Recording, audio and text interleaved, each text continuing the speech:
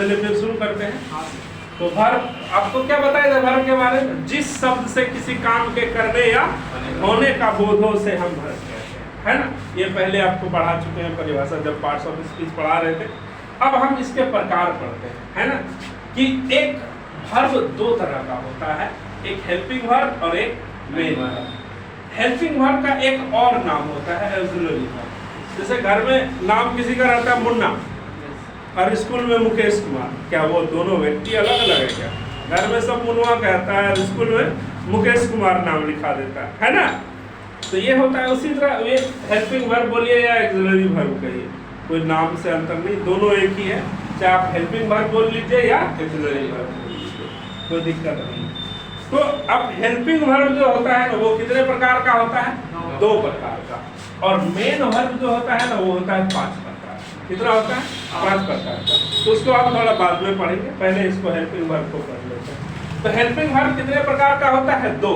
एक का नाम है प्राइमरी हेल्पिंग वर्ब और दूसरे का नाम है model helping verb. Primary helping verb में 3 तरह का होता है। ये कितने तरह का होता है?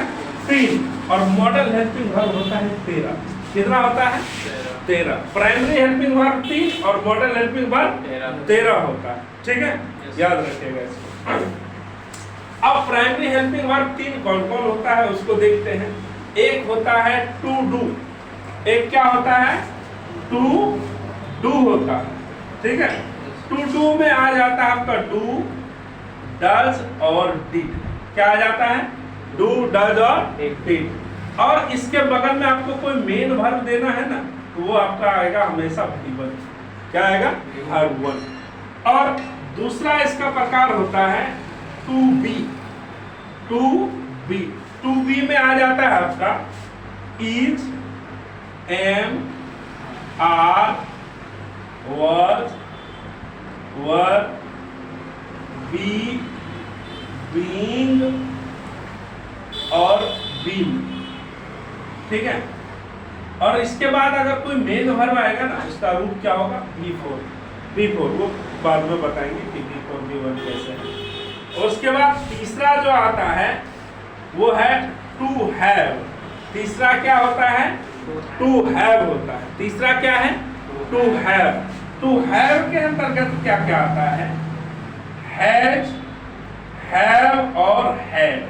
क्या आता है? हैज, हैव और हैड। और इसके बाद अगर आपको कोई मेन वर्ब लगाना है ना, इसका रूप क्या होगा? ट्री। तो आपको समझ में आया? प्राइमरी हेल्पिंग वर्ब 3 तरह का होता है।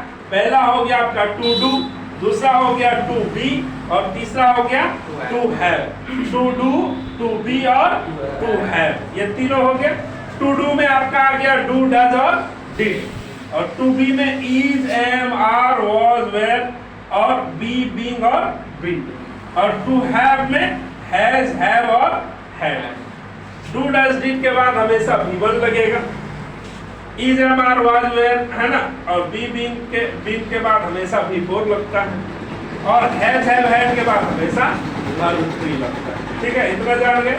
अब हम लोग जानते हैं मॉडल हेल्पिंग वर्ब के बारे में, मॉडल वर्ब के बारे में। ठीक है, मॉडल वर्ब लिखे या मॉडल हेल्पिंग वर्ब भी आप यहाँ पर लिख सकते हैं। तो ये 13 कैसे होता है गिनते हैं। Can, could, may, might, shall, should, will, would, need, must, dare, used to और OUGST, आउट। ठीक है, तो देख लीजिए 13 हुआ ये।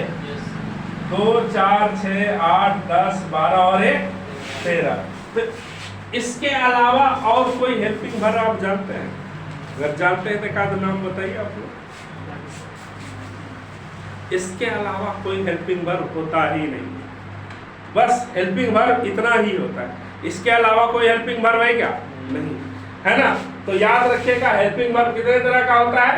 2 तरह का, एक प्राइमरी हेल्पिंग वर्ब और एक मॉडल हेल्पिंग वर्ब। प्राइमरी 3 होता है, मॉडल 13 होता है। इसको आप लोग अब बता दीजिए। ठीक है।